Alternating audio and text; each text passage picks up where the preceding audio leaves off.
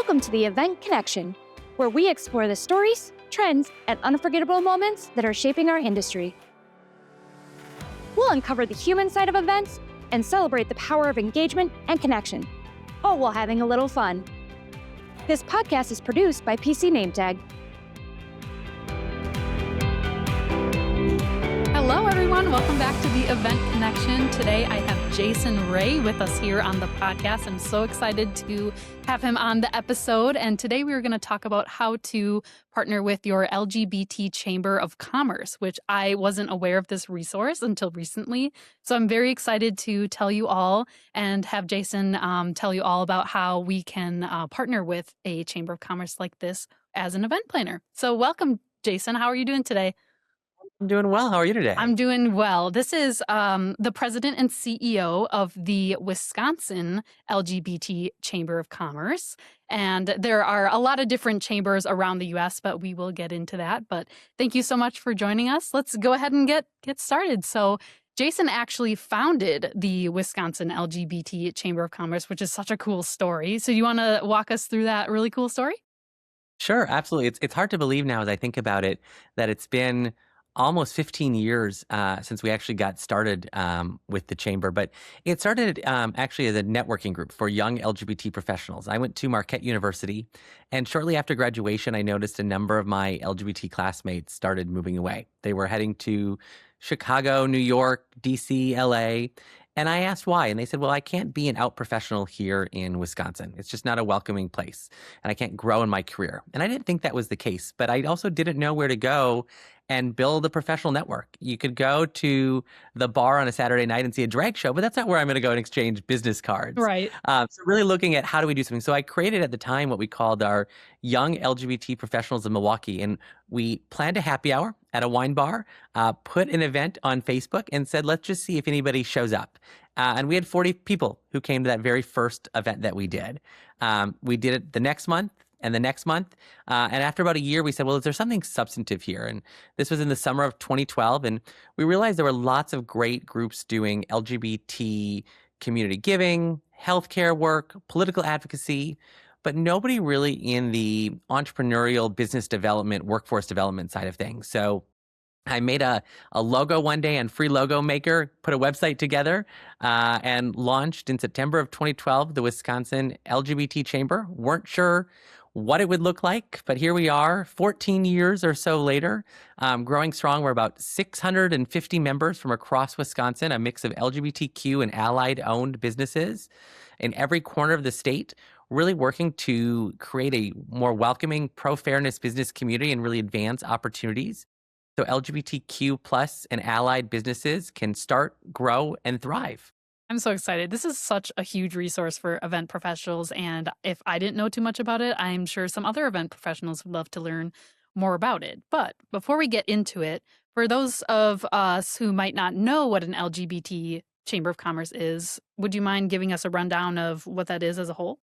Yeah, absolutely. So we're proud to be an affiliate of the National LGBTQ plus and allied Chamber of Commerce. They're based in DC, but there's a network of about 55 LGBTQ chambers from across the country who are all doing this work. Some are statewide, some are city specific, some are a little more regional in a state, but all really working to advance opportunities for both LGBTQ plus as well as allied-owned businesses. So everything from, our chamber and many of my peer chambers across the country, from, networking events that we're hosting so folks can build relationships. We do a coffee connection and a happy hour every month, to technical assistance trainings, to workshops on business development tools. We just did one with the state the other day on business scams that are happening right now and how to avoid some of the internet issues for businesses. So really focused on some of those assistances, but also just some fun events that we do, like our National Coming Out Day breakfast, or my favorite, we do a food tasting event featuring all of our food, restaurant, and catering members. So you can come and do food samplings with them. But Would love that.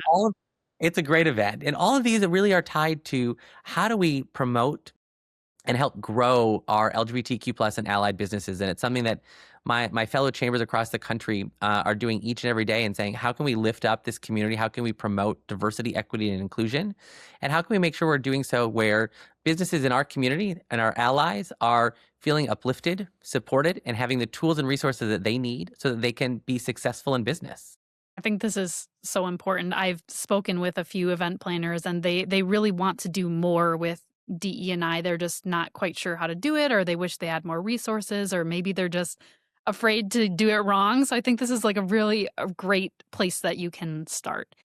So when you think about an LGBT Chamber of Commerce and how event professionals can work with a chamber like this, the way I kind of see it in my mind is there's the business side of how you can use it, and then there's also more of like a professional development side. Like you were mentioning, there's lots of great learning resources and, fun workshops that you can do.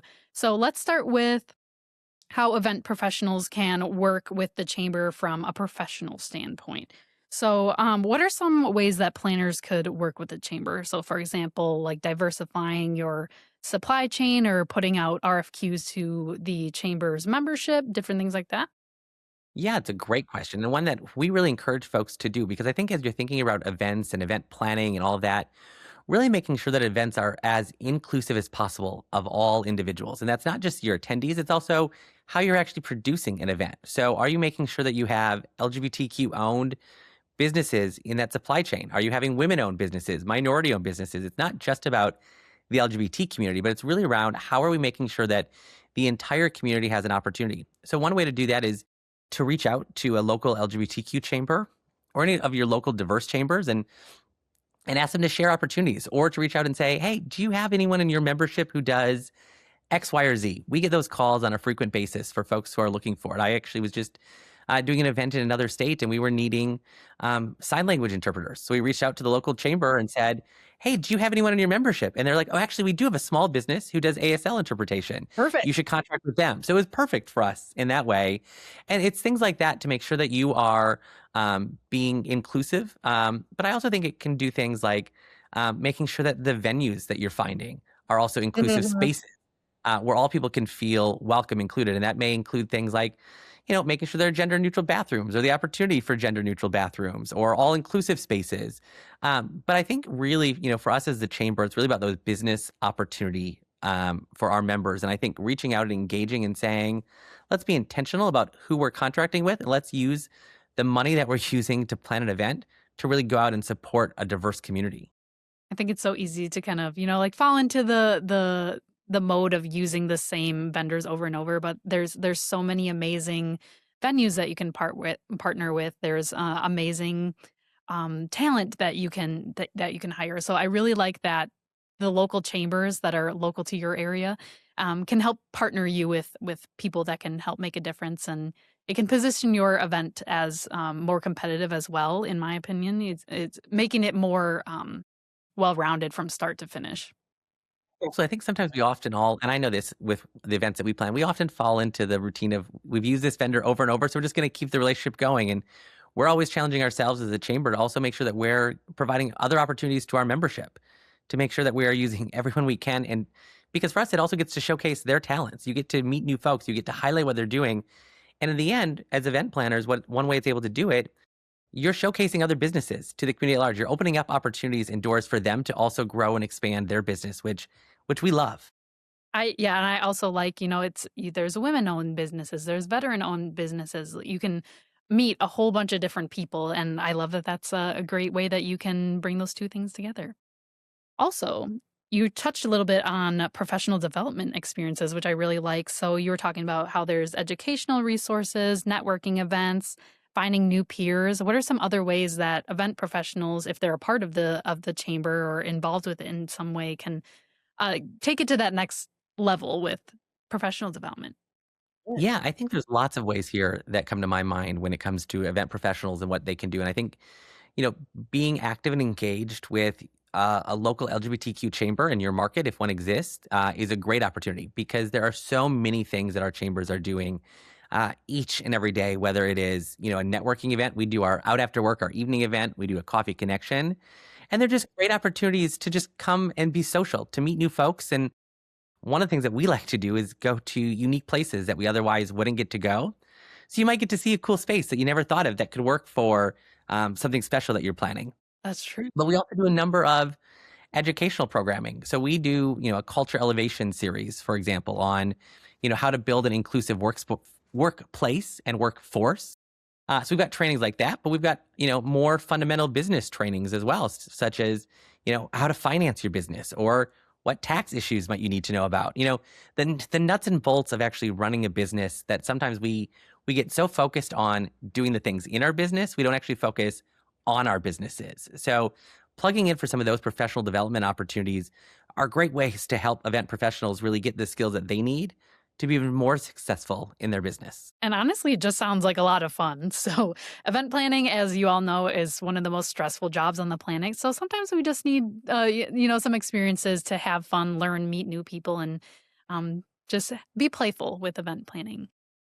I think so. We can always meet more folks and always build our networks. And I think, I'll just say this. I think the LGBTQ chamber space is really unique and different.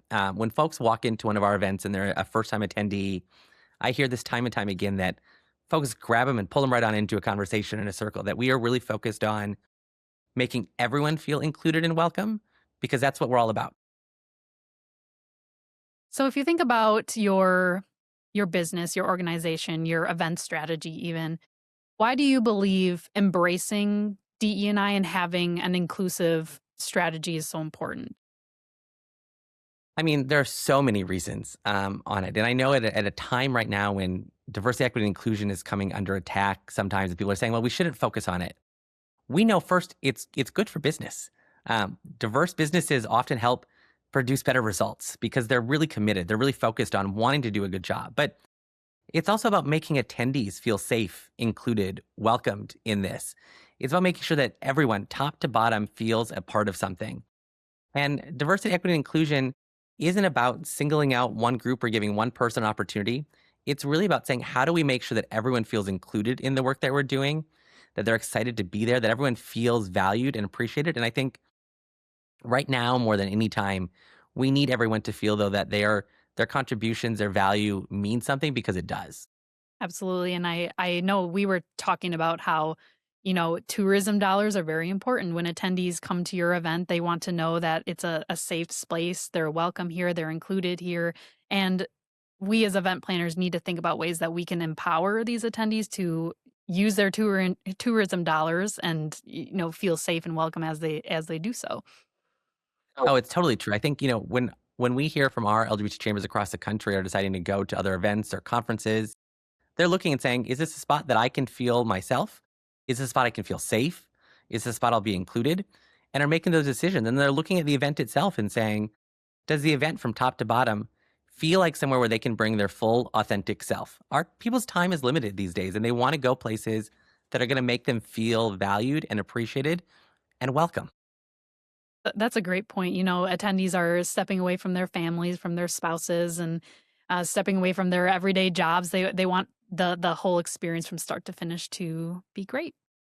And I think that's a good segue into our next question. So we were talking about different ways that we can make events feel a little bit more inclusive, and some people are just looking for ways to get started. So we were going to talk about some easy ways that we can make events feel a little bit more welcoming. So I'm a big fan of giving attendees the opportunity to share their pronouns if they want to in the registration form, because then you can have it printed on name tags. So that's a nice way to bridge the gap and make sure that people are, being addressed the way that they would like to be addressed. I also love gender inclusive language. If you are addressing a crowd, being cognizant of that.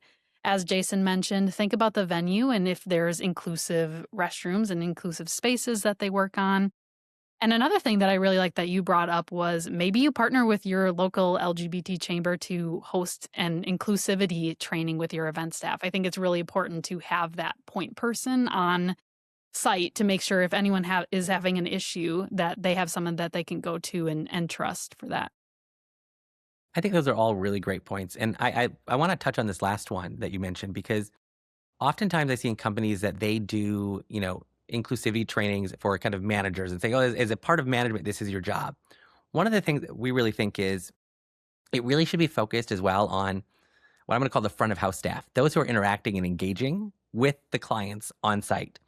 So often they're the ones who get overlooked in this, and they're the ones who are making that welcome impact right away. So talking around how to use pronouns properly, how to address folks in the right way, why this matters. Starting at the first interaction point is so key. So as folks are doing it, don't just think of it as a management leadership training. Think of it as an everybody training. I'm all for that. And I've also seen, some events take it one step further. It's like we're going to have like a zero tolerance policy around any hateful language or any, discriminatory behavior. It's like you are the representative of your event and you want to be there for your attendees and make sure everybody there has a great experience. So there's just lots of different ways that you can make your event more welcoming and make it more enticing for people to want to come to each year. And want to come back year over year. Absolutely. That impression is the big thing, that feeling like you're seen. And I pay attention to the events and conferences and places that I go to are based on where did I feel like I could be my authentic self? Where did I feel welcome from the moment I walk in the door? Not just based on my LGBTQ plus identity, but just in general. And I think that's all this is, that what we're doing here is really just about making everyone feel included and seen. I think that's great. So I've spoken with some event professionals and they were wondering if they were looking for ways that they could be more involved with supporting inclusion within the events industry. What are some ways that you would recommend that they do so? I mean, my first would be, join one of your local diverse chambers in your community, whether it's an LGBTQ chamber, whether it's the veterans chamber, a minority chamber, whatever it might be. Get involved in your local chamber and utilize the resources that chamber has to not only grow your business, but to build your connections. I think along with that, if you are yourself a diverse-owned business, consider getting certified. In the LGBT space, we have the LGBT Business Enterprise certification, but there are a number of certifying agencies that certification doesn't necessarily guarantee anyone a contract, but it opens up a door and an opportunity. But it's also a great promotional and marketing tool for yourself as well. So we encourage, if you're certifiable, as I like to say, you're 51% or more, for us, LGBTQ plus owned, come talk to your local chamber about getting certified. Again, get involved in that local chamber, whether it's volunteering, showing up for the board, or just showing up for events and participating. You can have an active role here, and I would encourage you to just get involved. Raise your hand and jump right in. Love that. One thing that Jason and I were talking about, and I wrote it down, there is the LGBTBE certification. Could you tell us a little bit more about that? I thought it was very cool. Yeah, so the LGBTB certification is something that the National LGBTQ plus and Allied Chamber runs. It's for businesses 51% or more LGBTQ owned and operated, and it's a great process. It works businesses kind of from start to finish on application, but it helps award and recognize those that are LGBT owned. And we hear more and more from corporations, governmental entities, and others who are saying, hey, much like we talked about at the beginning about diversifying a supply chain, they're saying, hey, we want to be intentional about making sure that LGBT owned businesses are included. So the certification is one tool that a business can have. But again, it's one tool in their tool belt here to help open up opportunities. And whether it's the LGBT certification, whether it's a women-owned business certification, veteran-owned, disabled-owned, there are a number of certifications out there that can really help businesses not only promote themselves, but to open doors of opportunity. I think we've covered so many awesome ways to get more involved this year and beyond. I think there's a lot of great resources that maybe we might be underutilizing. And if you don't know about it, you don't know about it. So starting with, listening to podcasts like this or connecting with people like Jason, it's a great way to get more integrated within the inclusive event space and hopefully have that, come into your events as well. So thank you so much for joining us on the podcast today, Jason. I learned so much from you.